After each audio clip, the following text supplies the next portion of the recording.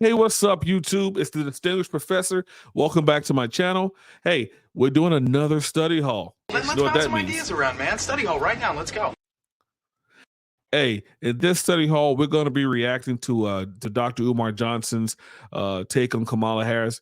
And yes, I know I poke fun at Dr. Umar, and every now and again he's good. Like I said, a trash can gets a steak every once in a while. So I like to say peace and pan fried chicken. But let's get started, man, on this video. And like I said, I'll interject from time to time.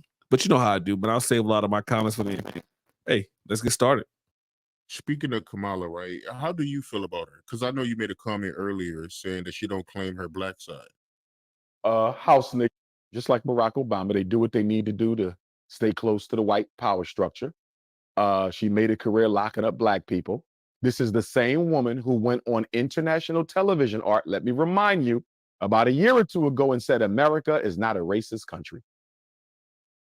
You want me to go vote for a so-called black woman who went on international television and told the world that America is not a racist country? She spit in the face of the family of Trayvon Martin. She spit in the face of the family of Breonna Taylor. She spit in the face of the family of Michael Brown, Alton Sterling, Philando Castile, Amir Locke, Dante. We can go on and on. Tamir Rice, all the Africans murdered by police, which are state-sanctioned executions. Let us be clear. The police are agents of the state. When the police kills a black person, that is a state-sponsored execution. And in response to all this racism, the execution of George Floyd, this part-time black woman says America is not racist. And when I say part-time, Art, I'm not poking fun at her because she's being mixed race. I want to be clear. Well, I didn't know she said that. That's crazy. She went on international TV and said that. That's crazy. Uh-oh, what do I have here? Let's see. Thank you to Charlemagne the God in the Breakfast Club. Let's see what I have here. Well, first of all, no, I don't think America is a racist country, but we also do have to speak truth about the history of racism in our country and its existence today. And I applaud the president for always having the ability and the courage, frankly, to speak the truth about it. He spoke what we know from the intelligence community. One of the greatest threats to our national security is domestic terrorism manifested by white supremacists.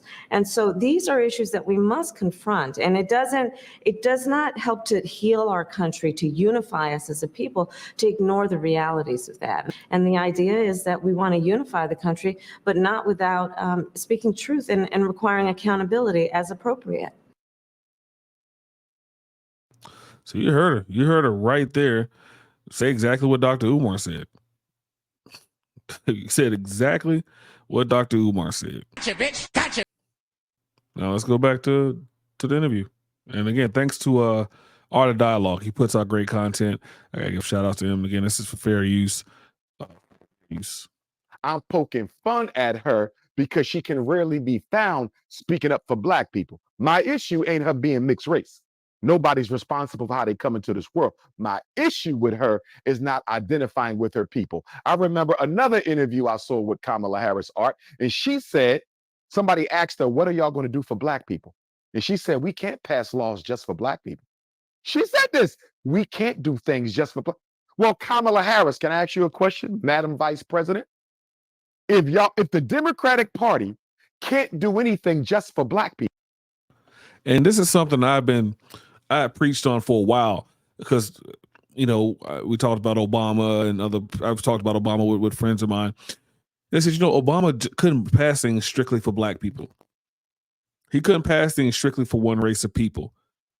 That's bullcrap because, you know, as we'll see, there were things passed for certain races of people, certain orientations of people. So they have the ability to do that. It's ridiculous that we subscribe to the notion that the president can't do that because it's been done.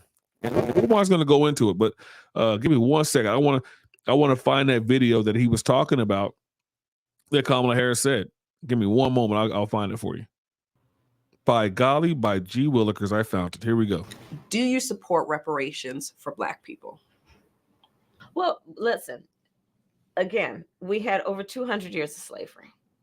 We had Jim Crow for almost a century. We had legalized discrimination and segregation, and now we have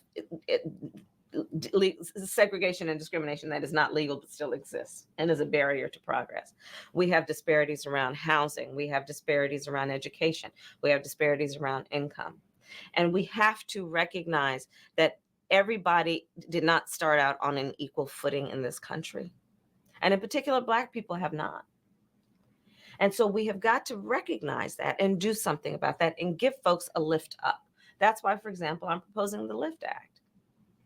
Give people who are making $100,000 or less as a family a tax credit, which will benefit and uplift 60% of Black families who are in poverty.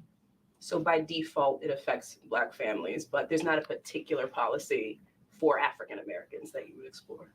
But no, if you look at the reality of who will benefit from certain policies, when you take into account that they're not starting at the same place and they're not starting on equal footing, it will directly benefit Black children, Black families, Black homeowners, because the disparities are so significant. So if we focus on the specific issues that have resulted in the greatest disparities, and we understand that that's part of why we're doing it. Listen, the reality also is this: any policy that will benefit Black people will benefit all of society. Let's be clear about that. Let's really be clear about that. So I'm not going to sit here and say I'm going to do something that's only going to benefit Black people. No, because whatever benefits that Black family will benefit that community and society as a whole and the country. Right? I had to rewind it so the people in the back could hear. Let's hear it. Say it one more time. So I'm not going to sit here and say I'm going to do something that's only going to benefit Black people. No, because whatever benefits that Black family will benefit that community and society as a whole and the country. Right? I mean, you heard her say it again. Umar was correct. Bitch, gotcha, bitch. And so got her again. It's crazy that she's saying, hey, she's not going to pass something that only benefits Black people, because she could pass stuff that not only will benefit Black people more than the average, but it's going to benefit the community. Okay. But what did that Asian American Pacific Islander Act, who did that benefit? Did that benefit the community, or did that benefit Asian Americans and Pacific Islanders? Because Umar's going to talk about that, but that's what benefited Asian Americans and Pacific Islanders. Now, granted, I believe that needed to be done, but it benefits those races, those populations of people. So when you say I can't do things just to benefit Black people, that's bullshit. I asked the same question to Obama. You can do things to benefit the alphabet community, other communities, but you didn't do anything that benefited Black people only. So let's get back to Dr. Umar. Let's finish up this interview.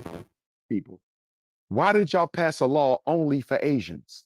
Why did y'all pass a law only for Native Americans? Why did y'all pass a law only for transgenders? Why did y'all pass a law only for LGBTQs? Why did y'all pass a law only for immigrants? If you can't do anything just for Black people, this is what she said. It came out of her mouth. If you can't do anything just for Black people, how was it possible for you and President Biden to do all these other things for specific ethnic groups in this country, from whose benefit no other group can take anything from? Complete contradiction. Kamala Harris is not for Black people. But you know what's going to happen? I'm going to tell you why they went that way. Or if they stay that way, they could flip her out.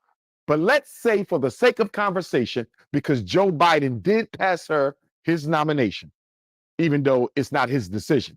She has his support, but the party got to choose her in Chicago. But let's say Kamala Harris gets the Democratic Party nomination in Chicago the week of my birthday, August 19th, I believe the DNC begins, or the 17th.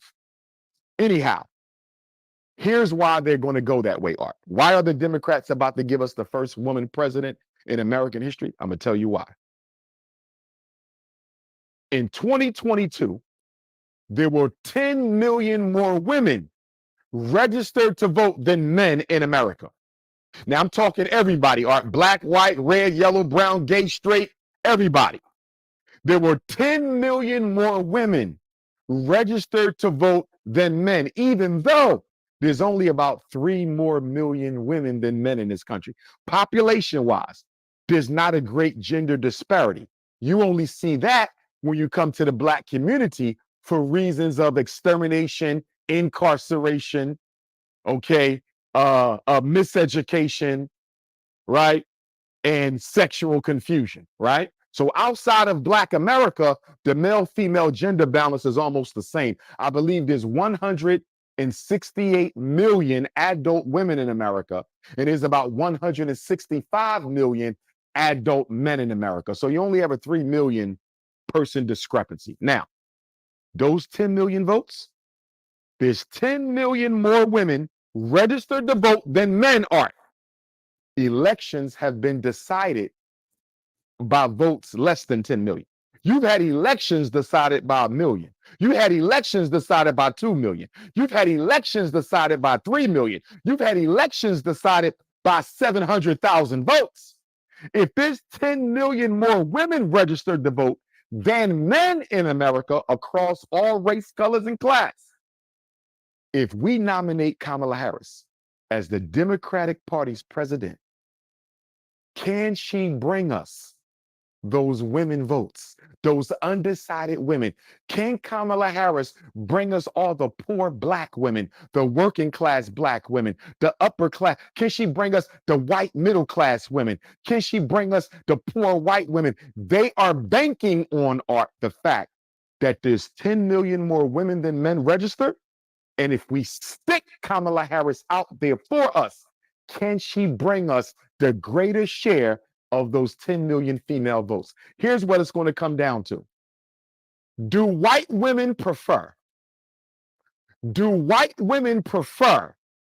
a woman of color or a white man? That's what it's going to do. White American women prefer to have a white man in the presidency or a woman of color? And you know what I think, Art? I'm not completely decided, but I would say to you, wasn't this question already answered for us when Donald Trump took on Hillary Clinton? Did not America's white women choose Trump over Clinton? When it came time for the Electoral College to cast them votes, they went with Trump. So if they chose Trump over Clinton, here's the question, Art. If American white women chose Donald Trump over Hillary Clinton the first time Trump ran against a Democratic female, why would they switch and choose Kamala Harris over Trump the second time? If they chose Trump over a very well experienced, very popular Hillary Clinton the first time, why would they switch and now choose a black woman, half black, half South Asian, half East Indian? Why would they choose a black woman over Trump when they didn't even choose Hillary Clinton over Trump? I mean, he definitely has a point there. He has a point there. If they didn't choose Hillary Clinton, who had all the clout, the gravitas of the Clinton name, and they chose not necessarily unknown, but an unknown politically, didn't know what he was going to do when he got in office, guy in Trump. How would they choose Kamala Harris? But I know there are a lot of black women out there that are for Kamala Harris. I have black women, black female friends of mine. They are not for Kamala Harris. They've seen things she's done. But he's definitely raising a valid point here. Let's continue. But I'm telling you this, brother. I'm going to the Democratic National Convention. I'm going to try to get there because that's going to be a circus. You ain't seen a nigga show in your life like what you're about to see, because they got to outdo Hulk Hogan. They got to outdo Amber Rose. They got to outdo Ben Carson. You want to see a house coon show in Chicago. Sorry about that. I'm not sure what happened. My screen went blank, so I apologize for that sound. But it is going to be a show. It's going to be crazy, man. It's going to be something crazy out there. I'm waiting to see it myself because it is going to be a crap show, a clown show out there. I really want to see who's going to be her VP. I want to see who her running mate is. It's going to be in Chicago, so Obama, both the Obama, Michelle and Barack, going to be out there, and all that glam, glitz, and glamour. Supporting this lady.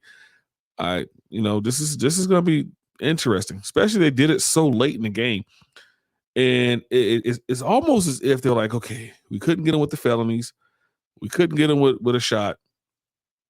Now we got to try to go black woman. This is our last ditch effort. It's almost like the Chris Rock movie Head of State. I don't know if you guys remember Head of State, but it's almost like the Chris Rock movie Head of State, when they were trying to figure out who they wanted to run for presidents against Gilliam. Yeah, if you ever seen the movie, that's a funny movie with Chris Rock. It's an old movie. Yeah, this is it. I swear, this is probably what it was like when they're like, Biden's going to step down, and Kamala, we want you to run for president. This had to be what it was like. Watch this. Mace, we know what happened today. We know you lost your job. Wait, how'd you know that? It just happened. We're the government, Mace. We know everything. Mays, we'd like you to do something for us. Yeah, sure. I'd love to work on a presidential campaign. I'd make phone calls, set up flyers. Now, who have you guys chosen to run against Lewis? Well, that's exactly what we wanted to talk to you about. We'd like you to run for president.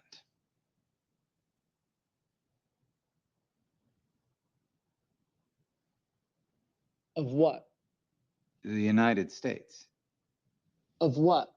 Of America. Which America? North America, Mace. Get out of here. We're not joking, Mace. We want you to be the nominee for the office of President of the United States of America. That's what it looked like. It comes like, he unburdened with the burden of president. Not kidding. Let's go back to Umar. Chicago like you have never seen. I cannot wait to see which rapper. I cannot wait to see which rapper, which basketball player, which football player, which comedian, which actor. I cannot wait to see which one of these house Nick celebrities is going to go to bat for the Democratic Party. I wonder if it's going to be Boosie. Boosie, you gonna be the rapper at the DNC? Come on now, dog. Come on, man. I didn't think so. Here's my thing, Art. I'm not dismissing the black celebrities for speaking at the Democratic National Convention just for that reason.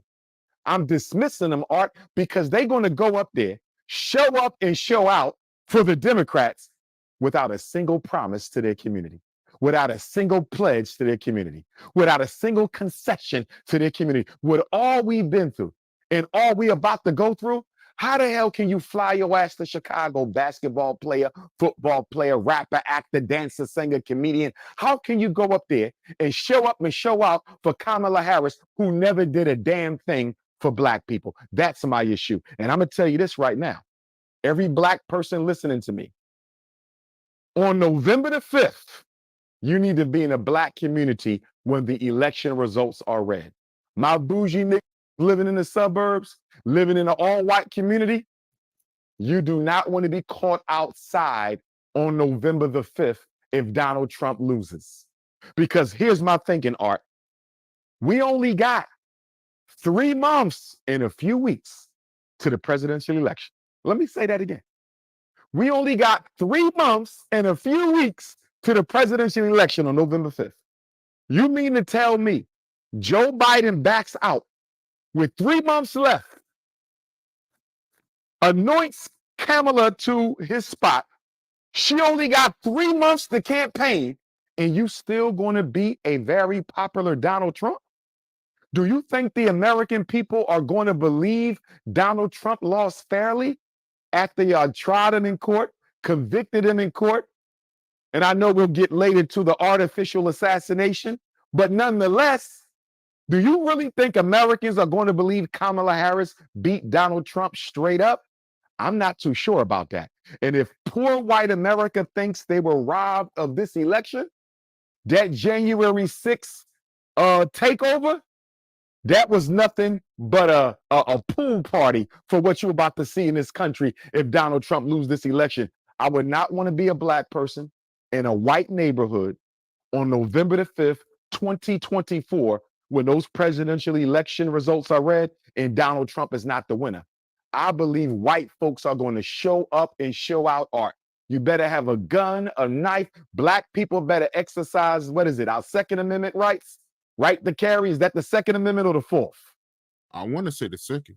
I think it's the second. Black folks better exercise their right to carry. You better buy every gun, every bullet you got, because if Donald J. Trump loses this election, going against a Democrat who had 3 months to run, you had 3 months to run and you beat Donald Trump, white America gonna flip off, Art. And I don't disagree with them. I don't disagree with them. Not only that, this is a half black, half Indian woman. They don't want that. The fact that she's gonna campaign for 3 months, they're not going for that. While yes, I will leave my political views to myself. If you listen to my content, you kind of know where I stand on this election. But if she wins, again, I've said it before and I'm gonna say it again. I am afraid not only of her winning, but I'm afraid of a Kamala Harris presidency.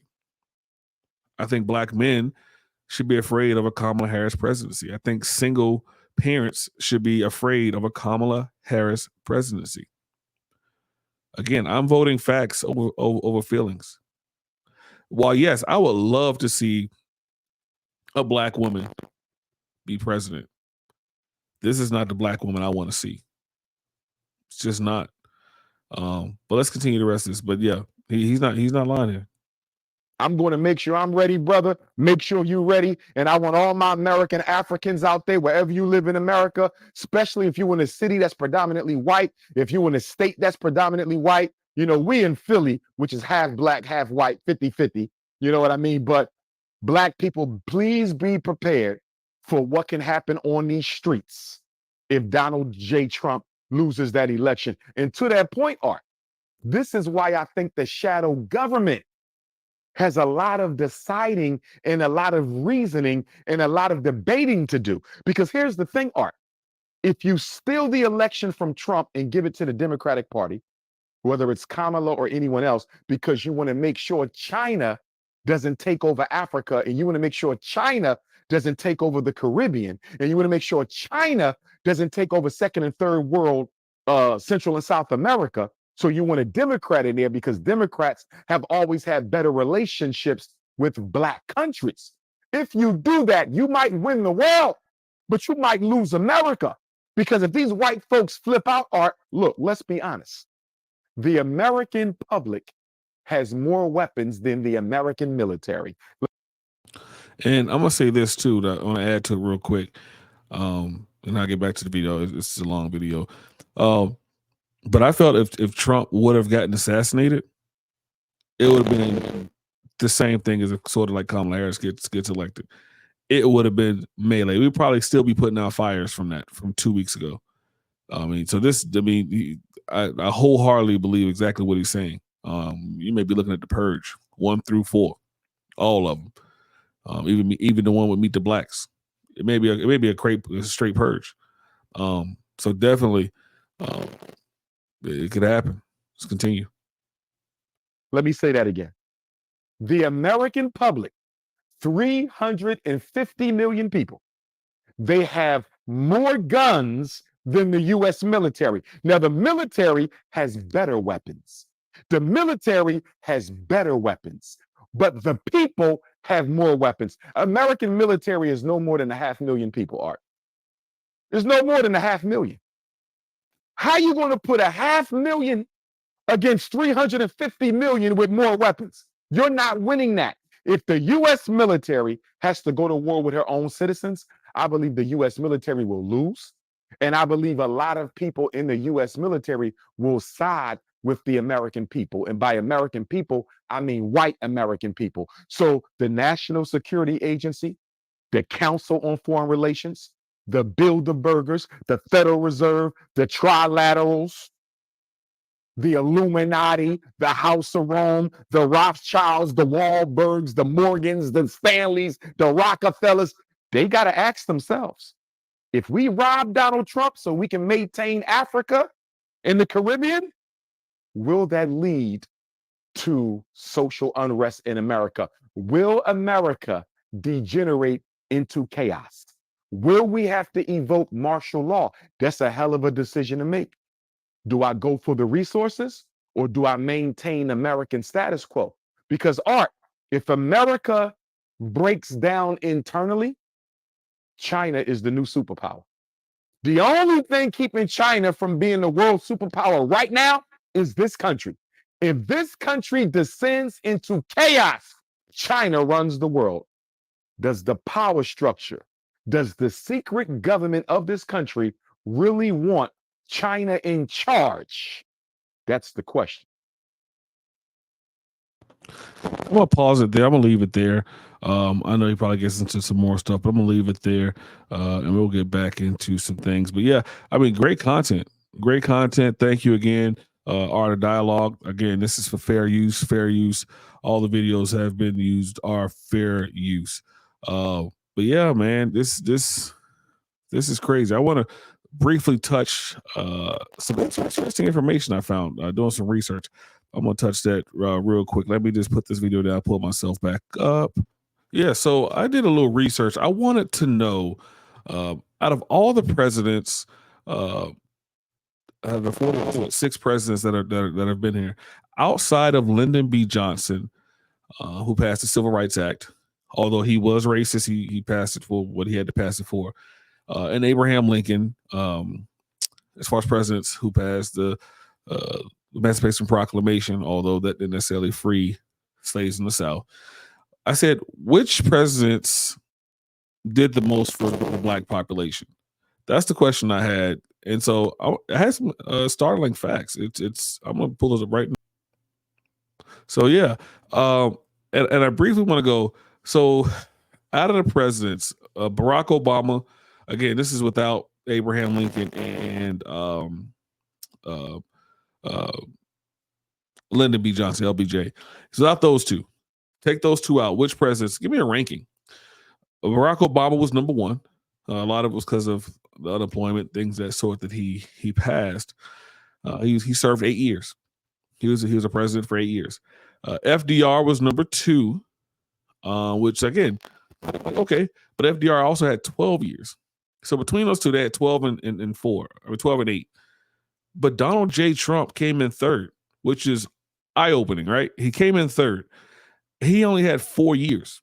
Yes. So Barack took unemployment from I think 17% down to about 7.5%.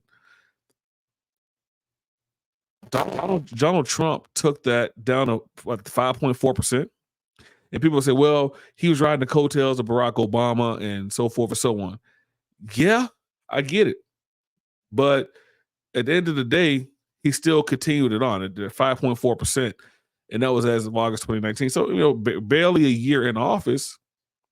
I'm sorry, no, after more than a year in office, because he got in 2016. So 3 years after he's in office, unemployment rates of Black people were down to 5.4%, which is a huge deal. It was down to 5.4%. There's a lot more opportunities for Black people. Not only that, he introduced opportunity zones. I have personal friends who have benefited from opportunity zones. If you don't know what they are, look them up. They just aim to spur investment in economically distressed communities. So there's a few roads, a few streets down here that were economically distressed. And I know people who've gone in, took over shopping centers through opportunity zones and revitalized that shopping center. To where now has Chase, one of the places I know has Chase as an anchor. Chase, send me a check. Kidding. But has Chase as an anchor. So he introduced those opportunity zones. I mean, that in itself, you don't understand. Black people will spend a lot of money. We're a huge business. We spend a lot of money. And by revitalizing, sort of how the Black Wall Streets happened in the past and how it was prior to desegregation, you look at certain things like black people spent money with black people. So if you have opportunity zones that you can go in, revitalize shopping centers, things of that sort. Now, instead of the black people having to go out in that community, having to go outside of the community to spend money, they can spend money inside of that community, which spurs economic growth. If you look at the Jewish community, you look at the Italian community, you look at the Asian community, all these people take care of their own. I mean, it's very rare that you see Asian people drive anything other than an Asian vehicle. Toyota, Hyundai, Honda, they're driving something Asian.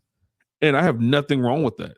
You should do that if you have the opportunity. If you have the opportunity to do so, you should do those things because you're basically taking care of yourself. Latin American people, Spanish American people, some people say Latinx. I don't know what to call them, Hispanic people. They spend money within their community. If I know in the city I'm in, there's certain pockets where they gravitated to, and those pockets are like little Ecuador, a little El Salvador. They have community banks. They have places they can go cash their checks or take their send their cash back home wherever it needs to go. And I'm talking about Spanish speaking, not like they're going to Walmarts. They're going like to little trailers and sending that stuff out. But they spending money within the community. They spend money so much in their community they can stay speaking Spanish. You look at Little Havana down in Miami. They have these types of things in these communities. That's what economic growth and having things like the Opportunity Zone provide. Criminal justice reform. 91% of people who benefited from the First Step Act, which Trump passed, 91% of them were Black Americans. 91%. That was huge legislation. What it did was it reduced sentences of nonviolent offenses and provided opportunities. It reduced nonviolent sentences and provided opportunities. 91% of the people that benefited were Black people. These are the kind of things that you need. These are the policies. When we talk about presidents and things like that, these are the policies we're talking about that benefit Black America. They didn't benefit. They benefit all of America. So these policies. So I have to fault them because they weren't policies that were passed just for Black people. But when you look at it, and people call Trump racist, although he was on, like I said before, he was on Fresh Prince. He was on The Apprentice, and people loved him on The Apprentice. He passed things that he didn't have to pass. A lot of Black people are in jail. We have a disproportionate amount of Black people in jail. So when he passed the First Step Act, he knew who it was going to benefit. 91% of the people were Black Americans that have benefited from. That's the kind of things we need. When we talk about HBCU funding, yes, Obama did do that, but not only did he do that, but Trump increased funding for HBCUs. If he's racist, why is he increasing funding? Why is he increasing the fact that Black people should learn? He increased money for these. A lot of these places, a lot of these HBCUs will have had a lack in funding. Go back and look when Deion was at Jackson State, what he had issues with. Water of all things. So look at some of these. We have like SC State, we have JCSU, we have NCA&T, North Carolina A&T here. Look at how those can go. Like these things are funding HBCUs. These are very important things. I know everyone I know that's gone to HBCU has so much pride. Winston-Salem State, Shaw. There's a lot of HBCUs right here in the state of North Carolina and South Carolina. And he made sure that he increased the funding. He increased it by 14%. 14%. So if all you guys that say he's racist or you don't like him, he increased funding for HBCUs. He passed the First Step Act that helped 91% of Black people. He introduced Opportunity Zones, which helps keep money in the communities. You know what I'm saying? He kept unemployment in the Black community low, down to 5.4%. Not only that, your gas prices were low. Your grocery bill was low. You can go to a grocery store, spend $100 and get like 10, 15 bags. You spend $100 now, you get 3, 4 bags. Bidenomics has hurt the Black community. And as the vice president, she's right there watching it. Right there. Now let's shift gears real quick. Let's go back to Kamala Harris. I've definitely done a video ad nauseum. Go check that video out. So I'll be real quick on this one. How is throwing single parents in jail benefit the black America, where we have the highest percentage of out of wedlock babies? We have the highest percentage of single mothers. So by deduction, that law, that bill you're trying to pass, that law you're trying to pass while you were in what you're trying to enforce in California, is going to disproportionately affect black people, black communities, black families. Because if that parent goes to jail, who's going to raise that child? Again, you got to look at facts over figures. We don't really know what her policy is. I'm waiting to hear it. Her policies are going to be. I'm waiting to hear it. I am. But what I do see is you want to lock up single parents. The Three Strikes Act, which Biden sponsored with Clinton back in the 1990s, she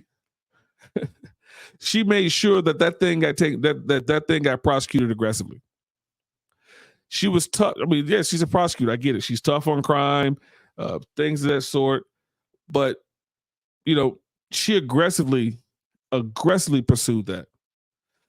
That led to longer. That itself is going to lead to longer sentences, and even potential life in prison. Many of those people that she's throwing in jail under that Three Strike Act that she's enacting aggressively are black men. Are black men. These are fathers. These are sons. These are cousins. I do not say that they. I'm not a proponent for what they did. I'm not making an excuse for what they did. But go look up the Three Strike Act and then come back and have a conversation with me. Please do. That directly impacts the black community. So she, as a prosecutor, she wants to throw single parents in jail. She wants to use the Three Strike Act aggressively to keep black men in jail longer. The policies that she had, the tough on crime policies that she had, tore black families apart. Millions of black families got torn apart because of that.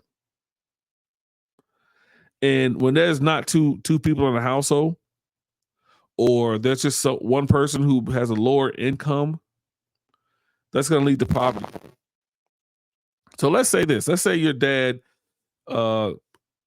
did something wrong. He did something wrong before. This is the second strike. So now he's in jail a little bit longer, right? But he was bringing in money, so he's helping pay. So he's making $40,000. The mom's making $40,000. They're making $80,000 together.